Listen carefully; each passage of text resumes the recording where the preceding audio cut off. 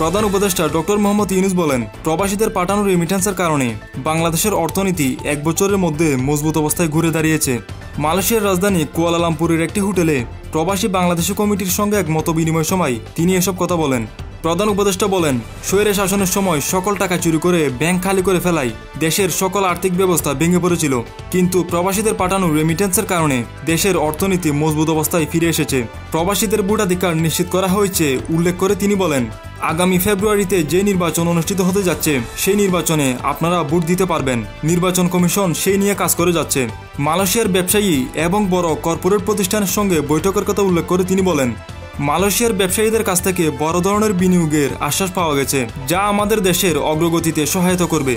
আর যারা এখানে প্রয়োজনীয় কাগজপত্র না থাকায় অনিয়মিত হয়ে পড়েছেন, তাদের এই জটিলতা নিরসনে সরকার কাজ করবে বলে উল্লেখ করেন তিনি, এবং সবাইকে বৈধ কাগজপত্র নিয়ে বিদেশে আসার পরামর্শ দিয়েছেন।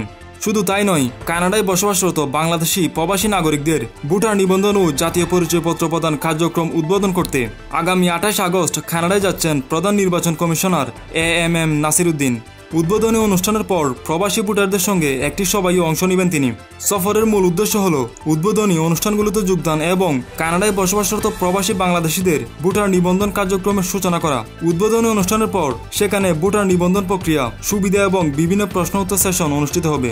এতে প্রবাসী বাংলাদেশিদের ভোটাধিকার নিশ্চিত করার লক্ষ্যে প্রয়োজনীয় তথ্য ও নির্দেশনা দেওয়া হবে।